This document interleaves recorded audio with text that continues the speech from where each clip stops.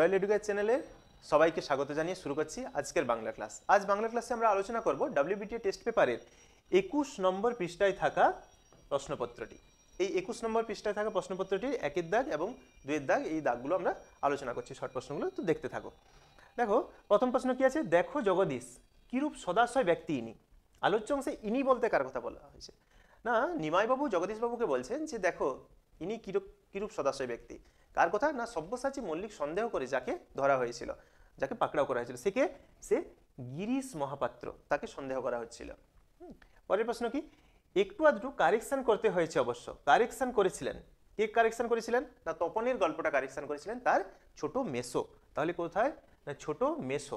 পরের প্রশ্ন কি, নদের চাঁদের বয়স কত? নদের চাঁদের বয়স 30 বছর। শান্ত হলুদ দেবতারা ধ্যানে ডুবেছিল কতদিন ধরে? না, 1000 বছর ধরে। তাহলে কোনটা? হাজার নয়, শত নয়, 1000 বছর, গ অপশন।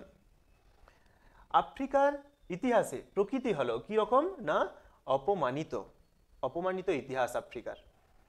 পদতলে পড়ি শোভিল কুণ্ডল। কুণ্ডল শব্দের অর্থ কি? কুণ্ডল শব্দের অর্থ হচ্ছে কানের ভূষণ, কানের বলয়, যেটা তাহলে কি হবে এখানে? কর্ণভূষণ। হিমালয় যেন পৃথিবীর মানদণ্ড, এটা সাহিত্যের বিষয়, সাহিত্যে এই কথা খাটে, কিন্তু এটা কোথায় খাটবে না? না, ভূগোলে এটা খাটবে না। তাহলে এই বক্তব্যে যে বিষয় উপযোগী নয় তা হলো কি? তা হলো ভূগোল। পরের প্রশ্ন, তৈলক্যনাথ মুখোপাধ্যায় রচনা করেন, কি রচনা করেন? না, ডমরু চরিত।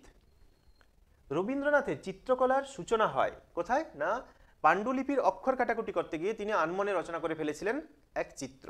তাহলে এটা কি হবে? পাণ্ডুলিপির পাতায়। হে গিরিশ আমায় চিনতে পারো, রেখাঙ্কিত পদটি আসলে কি পদ? না, কি হে গিরিশ, এটার দ্বারা কি বোঝাচ্ছে? না, এটা হলো সম্বোধন পদ। পরের প্রশ্ন কি, কলমে কায়স্থ চিনি। রেখাঙ্কিত পদটি কলম অর্থাৎ কি? কলমের দ্বারা কায়স্থকে চেনা যায়। কলমে কায়স্থ চিনি গোঁফেতে রাজপুত। তাহলে কলমের দ্বারা কায়স্থ চেনা যাচ্ছে, গোঁফের দ্বারা রাজপুত, তাহলে দ্বারা দিয়া হলে কি হয়? না, করণ কারক হয়। তাহলে এটা কোন কারক? এটা হবে অপশন ঘ। একটি প্রায় সমার্থক দ্বন্দ্ব হলো বিন্দু বিসর্গ। বিশ্বযুদ্ধ সমাসবদ্ধ পদটির ব্যাস বাক্য হলো কি হবে? না, বিশ্বব্যাপিয়া যুদ্ধ। বিশ্বব্যাপিয়া যুদ্ধ, সারা বিশ্ব জুড়ে যুদ্ধ।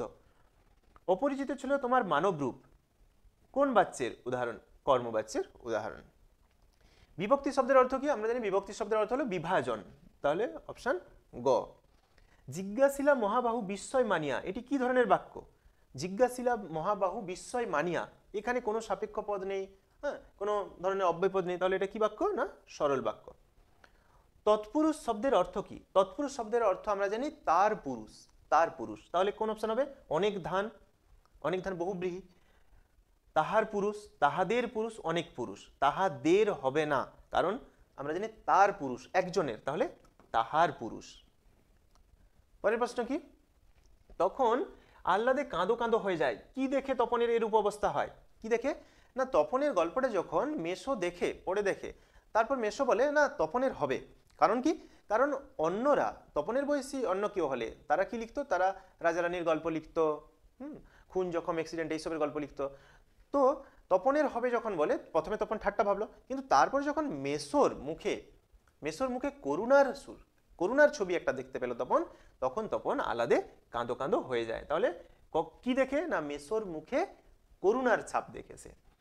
হরিদার পাগলের ছদ্মবেশ দেখে বাসের যাত্রীদের কিরূপ প্রতিক্রিয়া হয়? বাসের যাত্রীরা খুব ভয় পাচ্ছিল, তো তারা চিৎকার শুরু করেছিল এবং কেউ দুটো একটা পয়সা ওপর থেকে ফেলে দিচ্ছিল। আমি এখন তবে চললুম কাকাবাবু, কে কাকে কথা বলেছে? কে কাকে কাকাবাবু বলতো?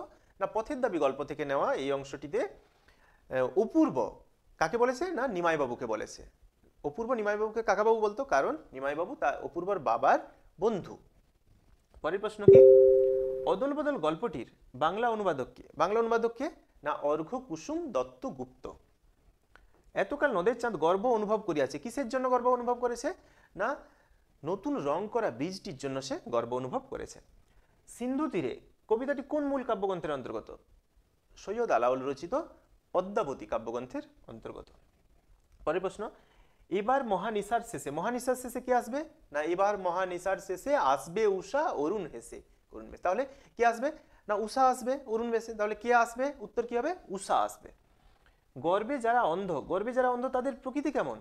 তাদের প্রকৃতি তারা হচ্ছে না আফ্রিকার সূর্যহারা যে অরণ্য, সেই অরণ্যের থেকেও তারা অন্ধ। অসুখী একজন কবিতায় মিষ্টি বাড়ির কোন কোন স্মৃতি বর্ণিত হয়েছে? না মিষ্টি বাড়ির কোন কোন স্মৃতি? না সেখানের বারান্দা, হ্যাঁ, ঝুলন্ত যে বিছানা, ছড়ানো করতলের মতো পাতা, গোলাপি গাছের, এই সমস্ত স্মৃতিগুলো বর্ণিত হয়েছে। তারপর পরের প্রশ্ন কি আছে? অভিষেক কবিতায় ব্যবহৃত প্রথম উপমাটি কি? উপমা বলতে আমরা কি বুঝি? তুলনা। তো আমরা এখানে প্রথম তুলনা কি পাচ্ছি? না ইন্দ্রজিৎ যখন, একটু সংক্ষেপে কাহিনী বলে নিই, ইন্দ্রজিৎ যখন প্রথম, ইন্দ্রজিৎ প্রমোদ কাননে ছিলেন, তো ছদ্মবেশী মাতার কাছে তিনি যখন শুনতে পেলেন যে পিতা যুদ্ধে যাচ্ছে, অর্থাৎ রাবণ যুদ্ধে যাচ্ছেন, তখন ইন্দ্রজিৎ নিজেকে তিরস্কার জানিয়ে সে কি করলো? সে উঠে দাঁড়ালো এবং তার গলার মালা, হাতের যে কনক, যা কিছু কনক বলয় ছিল, হ্যাঁ, সমস্ত কিছু সে কি করলো? ফেলে দিল, ছুঁড়ে ফেললো রেগে গিয়ে। তো এই যে সমস্ত কিছু ইন্দ্রজিতের কাছে পড়ে রইল, এটাকে কিসের সঙ্গে তুলনা করা হলো? না অশোক গাছের নিচে অশোকের ফুল পড়ে থাকলে যেমন লাগে ঠিক তেমনি। তাহলে এই অশোক গাছের তুলনাটাই হচ্ছে প্রথম উপমা। পরের প্রশ্ন 2-3 কি আছে? লাঠি তোমার দিন ফুরাইয়াছে উক্তিটি কার? উক্তিটির বক্তা হলেন বঙ্কিমচন্দ্র চট্টোপাধ্যায়। ফাউন্টেন পেনের এক বিপদ, কোন বিপদের প্রতি ইঙ্গিত করা হচ্ছে? না বিপদটা হলো লেখককে নেশায় পেয়ে যায়, এই পেন ব্যবহার করলে লেখক নেশাগ্রস্ত হন।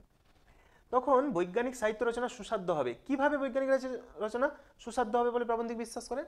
না যখন আমাদের ভারতবর্ষে বিজ্ঞান সম্পর্কে জ্ঞান বাড়বে, তখনই এই রচনা সুসাধ্য হবে। এতে রচনা উৎকট হয়। কিসে রচনা উৎকট হয়? যখন আমরা ইংরেজি থেকে বাংলায় সরাসরি অনুবাদ করে লিখে ফেলি বৈজ্ঞানিক সাহিত্য, তখন রচনা উৎকট হয়ে যায়। তারপর কি? অনুসর্গের ব্যুৎপত্তি। অনুসর্গের ব্যুৎপত্তি কি? না অনু সৃজ যোগ অ, এটাই হলো কি? অনুসর্গের ব্যুৎপত্তি। পরের প্রশ্ন, একটি সমধাতুজকরণের উদাহরণ। সমধাতুজকরণ কি? না সে রাম, আমি যদি বলি রাম কাটারি দিয়ে কাঠ কাটছে, তাহলে কাটারি দিয়ে গাছ কাটছে, এই ধরনের যদি কিছু বলি, তাহলে কি দাঁড়াচ্ছে? না একই ধাতু থেকে কে সৃষ্টি হচ্ছে? একই ধাতু থেকে করণের এবং তার যে ক্রিয়াপদ, সেটা একই ধাতু থেকে সৃষ্টি হচ্ছে, তাই এটাকে আমরা কি বলবো? সমধাতুজকরণ। যদি লিখি যে রাম কি করছে? রাম না কাটারি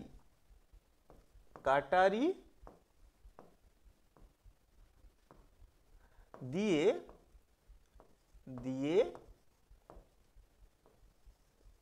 কাটছে, কাটছে বা কিছু, এটা লিখলাম না। তাহলে এই যে কাট একই ধাতু থেকে সৃষ্টি হচ্ছে, এই জন্য আমরা কি বলবো? সমধাতুজকরণ। আচ্ছা পরের প্রশ্ন কি আছে? গিরিশ শশব্যস্তে একটা নমস্কার করলো, শশব্যস্ত রেখাঙ্কিত পদটি ব্যাস বাক্য সমাস, শশকের ন্যায় ব্যস্ত কর্মধারয় সমাস। আচ্ছা তারপর কি? সংখ্যাবাচক বহুব্রীহি এবং দ্বিগু সমাসের মধ্যে পার্থক্য একটি উদাহরণের সাহায্যে বুঝিয়ে দাও। আমরা জানি সংখ্যাবাচক বহুব্রীহি হোক বা দ্বিগু হোক, উভয় সমাসেরই পূর্বপদ কি হবে? সংখ্যাবাচক হবে। কিন্তু এর পার্থক্যটা কোথায়? না দ্বিগু সমাসে পরপদের অর্থ প্রাধান্য পাবে, কিন্তু সংখ্যাবাচক বহুব্রীহি সমাসে পরপদের নয়, একটা অন্য অর্থ প্রাধান্য পাবে।